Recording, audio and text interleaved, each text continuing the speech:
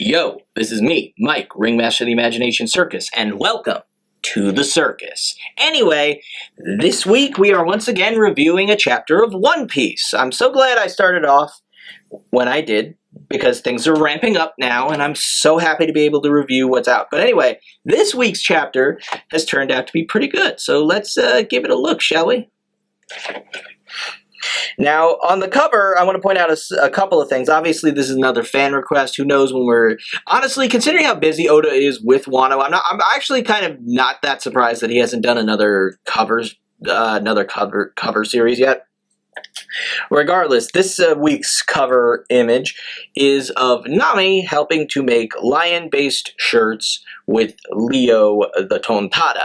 And I like to point out that this design on the shirt is the same design that Bellemere put together while sewing Nojiko's hand down for Nami. The same thing that pissed Nami off and initially started the argument that happened right before, Arlong showed up. I think that's a nice touch. It's a very subtle touch, obviously. Obviously at this point in her life, Nami would look on this with more fondness. So it's a nice detail. It's really cute, honestly. But anyway, let's move on to the actual chapter. So we of course have the capital with the flower capital with the fire festival. We've got our man Tengu Yama, and who's still looking over Otoku, but he's actually worrying about Otama at the moment, and we get a little flashback to when she left out and was with, being looked over by Speed as they were headed for Onigashima. And of course, he's still concerned about her, not knowing that Onigashima is and I do like the contrast, of course, with how peaceful, and Oda's been doing this for a while, building up to the fact that, the capital is everybody's partying, having a good time, whatever problems they might have, it's a day to celebrate, be merry, eat, all that stuff, no concerns whatsoever. Meanwhile, of course, there's all the fighting and everything that's going on in Onigashima. And of course, you have that, and Oda's been showing us this contrast for a while. Every so often during the arc, he's been showing off the capital to contrast Onigashima. However, this chapter, we get a glimpse of the fact that Onigashima is really freaking close to the capital. This is the capital, this is Onigashima.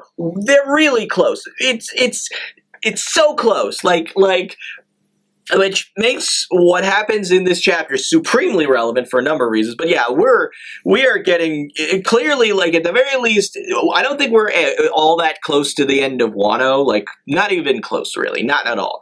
We've probably got at least another year's worth of chapters, in my opinion. At least. But that's just an estimate on my part. Don't take my word for it. Don't even take Oda's word for it, because the man doesn't rush his work, but if Oda really wanted to make because it's hard to say, because his quality of his work is always good, but it could be better. But because he doesn't want to be doing this for the rest of his life, even though he loves One Piece, he does downplay some of the art. He simplifies it, is the best way to put it. His paneling is not as dynamic as it could be, which is unfortunate, but understandable, and that's okay. The man has a hell of a workload as it is. He barely gets to see his family. Let's give him a break. The point is that what even is my point? I was making a point earlier, but I forgot what it is. I think the point I was trying to make is we're not going to be seeing the end of Wano anytime soon, even though it does feel like we're at least getting to the end of the Onigashima battle. And what happens after that, who knows? But we're getting pretty close to the end of the battle, at least, which, by my estimate, would still take something like 30 chapters to complete. But again, who knows at this point? I certainly don't. Anyway, Anyway, then of course we get to the bit where like it appears that some of the Marys are like obviously still operating. How they work exactly is still not 100% clear, but they're broadcasting to what appears to be the rest of Onigashima, and from everything that's going down in the roof. Like specifically, they broadcast about how there's the second dragon. Luffy is riding the dragon. They've challenged Kaido to a fight. Of course, Yamato is there, and of course people now know that Yamato was holding Kaido off. Queen specifically like comments on this, like about what's been holding Kaido up this entire time. And we get a little bit of where Yamato appears to be in awe of Momo in his dragon form, which, you know what? A little flashback when he talked about turning into such a monster so he could help out. And you know what? That's a nice touch. I like that. Like, you know, because he's done it. He really is like this big hulking beast of a dragon now, and no doubt is like, based on what happens in this chapter, is no doubt going to be vital to victory in this case, and also saving Wano as a whole in every sense of the word. But anyway, like now, of course, we get a little bit where Luffy goes in to attack Kaido, but not before saying something to Momo, which we don't initially see, but we find out what it is very quickly. But Luffy goes in, like you know, and I love that he goes in like he does. He goes with the Gum Elephant Gun. I'm sorry, I couldn't help myself. The point is, like, Luffy's my favorite character for a number of reasons, which are also on display in this chapter. And frankly speaking, he is like he is just, I can't even describe it. I love Luffy. Luffy is always on top, man, as proven by even in the World 100 popularity poll. Dude is unbeatable.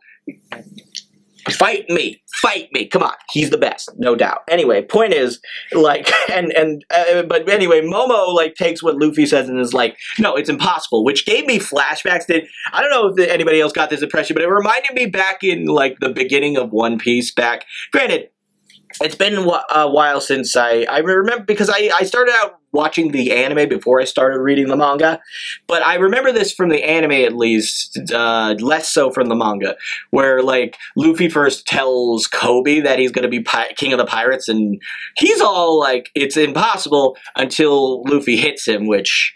I don't know why. Of all the moments to make me like a character, Luffy hitting Kobe was it, and I can't describe why, because any other person did that, I'd probably call him an asshole, but Luffy just made it, I don't know, Oda's writing made Luffy make it work. I don't know. Point is, this gave me flashbacks to the very beginning of One Piece, and that says something right there. It gave me that impression of this guy who Luffy is also inspiring at this very moment with this, in the same way that he inspired Kobe, to just, like, you know, he's inspiring him in a similar way, but he's telling him to do something that's just downright impossible. But you know what? It's not impossible. Nothing. And as Luffy himself kind of says at the end of the chapter, anything is possible.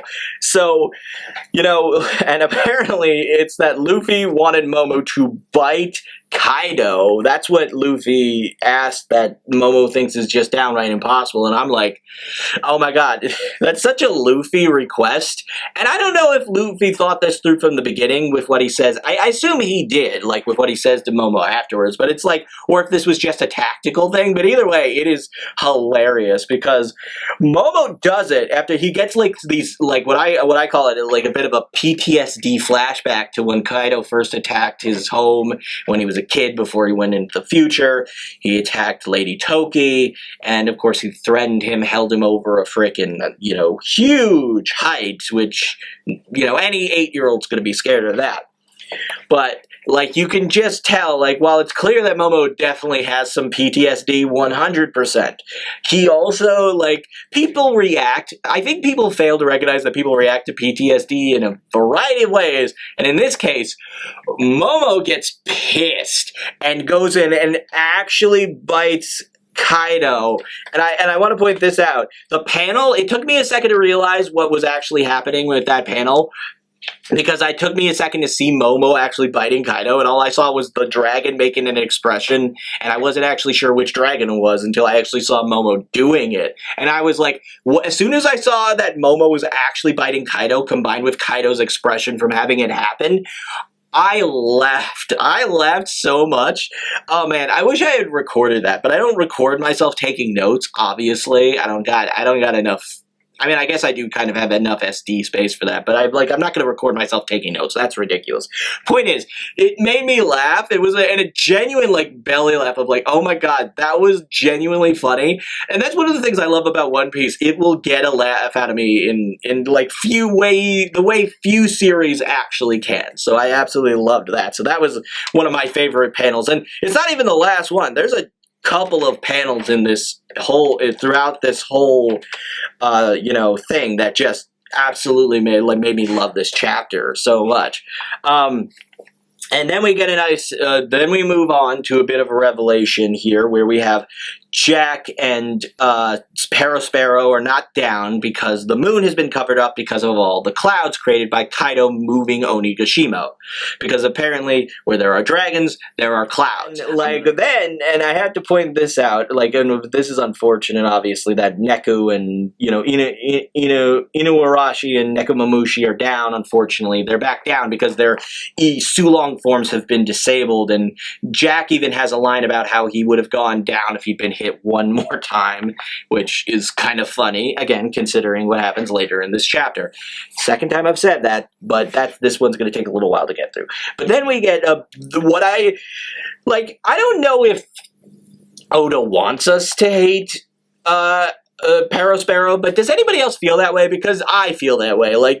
Listening to this guy makes me think that Oda just genuinely wants us to hate Sparrow, because he has, and I wrote this down word for word, one of the douchiest lines I have ever heard in One Piece, and maybe even of all of fiction. It's such a simple line too, but it's such a douchey thing to say. Don't feel bad about the moon, fat cat. It's not your luck. It's not that your luck is bad. It's just that it's just mine's just better. And then he laughed. I know I didn't deliver it well because I can't read my own handwriting, but the point is, Sparrow is a dick. You're a dick, okay? Do you understand me? I cannot express it enough. He is horrible, and I don't like him. Kind of. That is not the point. But then of course, so we move away from that for a bit, which, I wasn't sure what was going to happen next with that, because we just kind of cut away from it. But then we move on to everybody else on the roof. Kaido's kind of down again after Luffy smacked him with the elephant gun, which, awesome bit there, love that. But then we get a line from Luffy to Momo, and I wrote this down word for word, so I'm going to try and deliver this better. Hopefully I think my handwriting was slightly better in this case, and it is awesome. And so it's Momo! You just bit one of the 4 emperors. After doing that, does anything in the world seem as scary to you? And then Momo replies with a hesitant no. And which, appears to have been broadcast, which, seems to have been broadcast to at least the live floor, if not the rest of Onigashima, because we don't really get the view of everybody else's reaction to this, but I have to assume that it was broadcast to the rest of Onigashima as well. But like I said, that's such a Luffy line. He 100% sent Momo in to bite Kaido just to give him a confidence boost so he could do the thing that he needed him to do by stopping. But I'll get to that in a second. But point is, but yeah, it's just, I don't know. It's such a Luffy thing to say, and it's such a Luffy way of teaching. I think I mentioned in my last review that Luffy, I don't know if he would be a good teacher, but maybe he would at very least be a brutal teacher. But you know what? I think I changed my mind. This is as weird and unorthodox a method as it would be, and I think I mentioned that as well. Luffy, this is a actually genuinely good teaching moment for Luffy, giving teaching Momo to be confident, and having him do something and help out. It's a genuinely great moment, and I really like it, and it's such a Luffy thing, and this stuff like this is why Luffy is my favorite character. He is awesome, and I just love the guy. I really do. He's like, and I'm not usually, like, the main character, the main protagonist is not usually my favorite character in a given series, but Luffy is, like, the biggest exception because he's just so great, like, all the time. I know 9 times out of 10, Luffy is doing something that just makes me love him like nobody else. And then, of course, again, Luffy orders Momo to stop Onigashima, which is what he wanted all along, apparently, because Luffy is, people call Luffy stupid, and maybe Luffy is not as in touch with reality as he could be. But gosh darn it, when Luffy comes up with a plan, it works. And this is a great plan. Not only does he teach Momo confidence, but then he has him do the task that is required of stopping Onigashima. It's just brilliant. I feel like I'm repeating myself a little bit, but the point is, I love this. This is one of my favorite moments in this series by far. Definitely, it's up there for me, and I feel like this is pretty epic. But anyway, and then we get a little bit more from the live floor with Sanji and Zoro fighting back to back, which is always awesome to see when they're not in each other's face, because when they are, I want to smack them, but when they work together, they're they're not peanut butter and chocolate. What's a tasty duo that most people would never suspect? French fries and ice cream. That's it. There's sometimes a bit of a clash there with the salty and the sweet, but in reality, with the perfect combination of French fries and ice cream, that's what Sanji and Zoro are. Obviously, Zoro's the French fries and Sanji's the ice cream. Don't question my logic. Don't even think about it. I am 100% in touch with One Piece. But anyway, yeah, it's cool to see them fight back to back, but they're also just in disbelief, listening over the conversation between Momo and Luffy, that Momo is the giant dragon. They can't believe it. I can kind of understand it. It's like you would never suspect that what you think is still an 8-year-old child to be this cool, but he is. Momo's actually doing pretty darn well, all things considered. And that's, to say the least, respectable. I'm honestly, Momo is a character. I wasn't one of those people who hated Momo when he first showed up, but I was kind of ambivalent to the kid. I didn't like that he was perving on Nami and Robin. Not so much, mostly because I was sort of in Kinemon and Brook and Sanji's shoes, in that I was a little jealous, and less that I was irritated that they were being perved on at all. I'm half convinced they were 100% aware of it and just in mind, but who knows with those gals. Sometimes they do things that I just don't expect.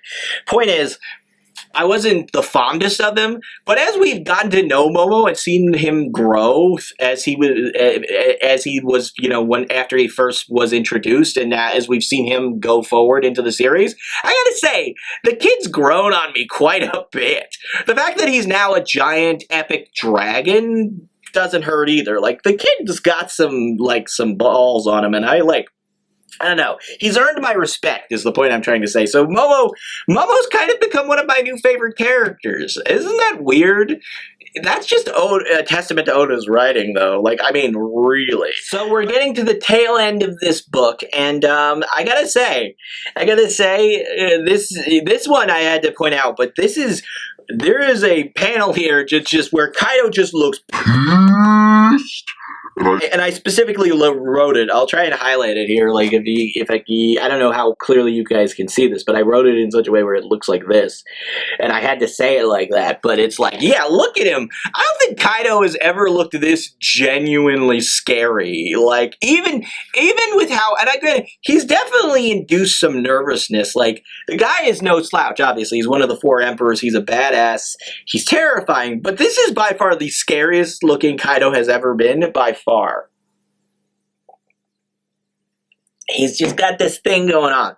I cannot express how much it like, I don't know, I like this panel. I like whenever a really cool character looks angry, because 9 times out of 10 they're not going to look angry. They might have a scowl, but that doesn't mean they're angry. It just means they've got a grumpy disposition.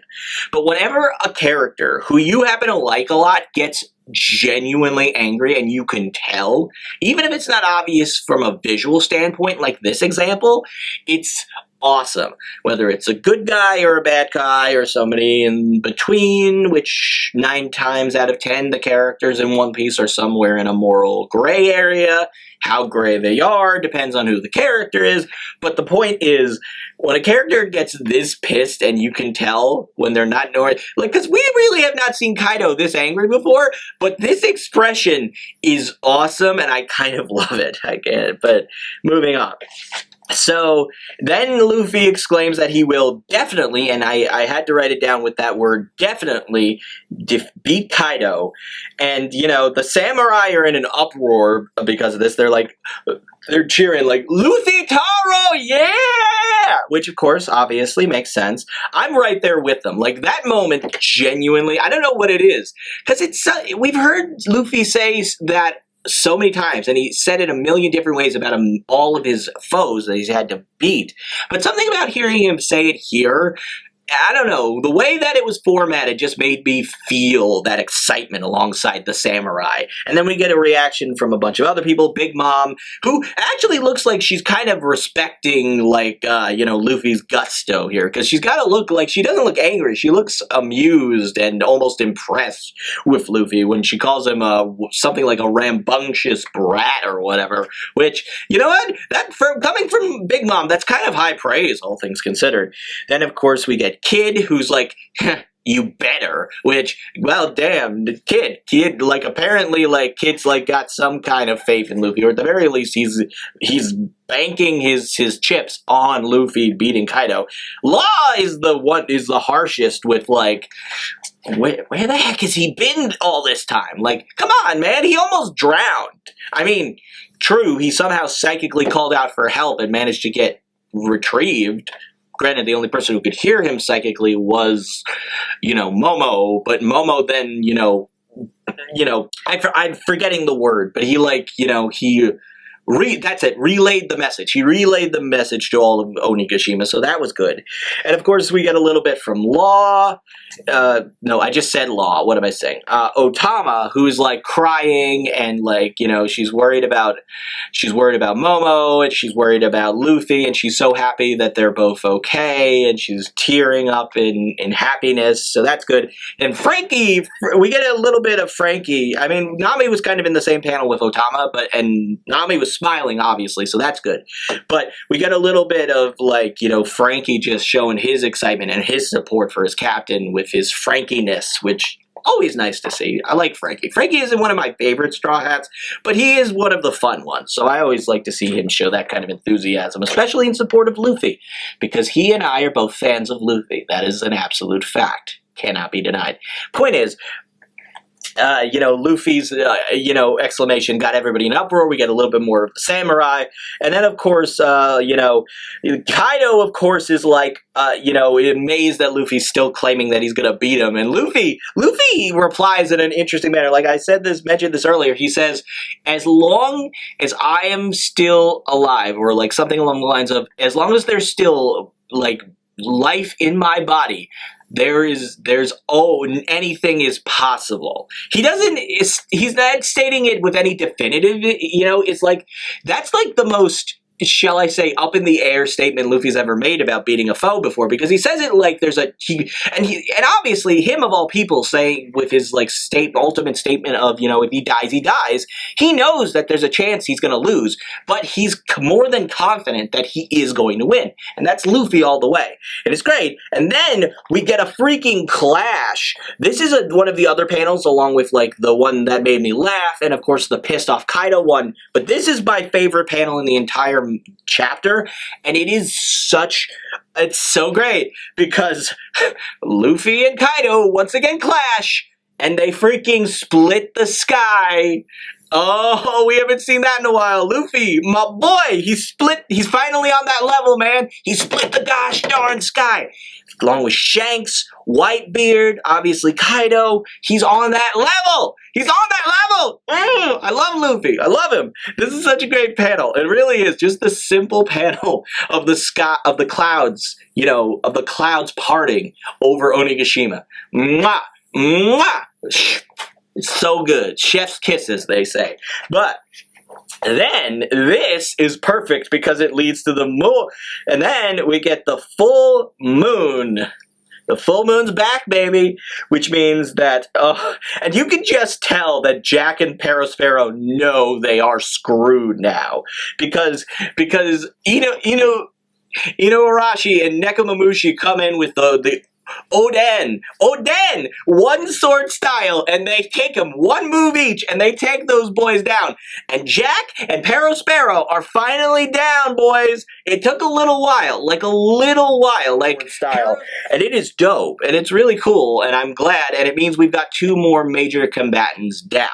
Perospero and, obviously Jack. And that's a big deal, because, Jack was one of the three calamities, and despite what we all make fun of Jack, I can't deny I've been there, but the point is, the guy was no slouch. Maybe he wasn't on par with, say, King or Queen, but the dude was not to be, he was not to be laughed at. As pointed out by Kaido a while back, it's not that Jack was weak, it's that the Minks were particularly strong.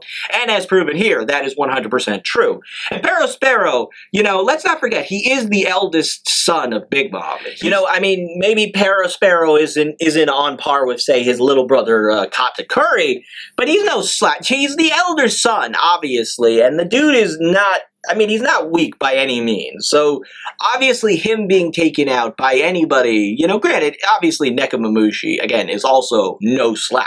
But the fact of the matter is that these two going down is a big deal. It means two of the major combatants are out of the game.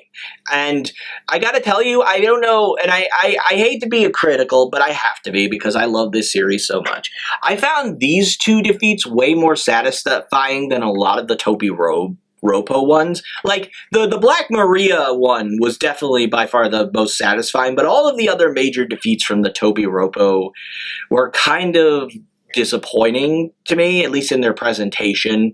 I understand Oda's trying to he's not trying to rush, because he really isn't. He gave us some very good fight stuff with these characters. It's just that because of how quickly each defeat seemed to happen, it kind of downplayed it a little bit. But I know that in reality it was not a simple thing like it seems on the page. It's just that he's only got so much time. He doesn't want to rush, but he does want to get to the end of Wano as quickly as possible. That's fair.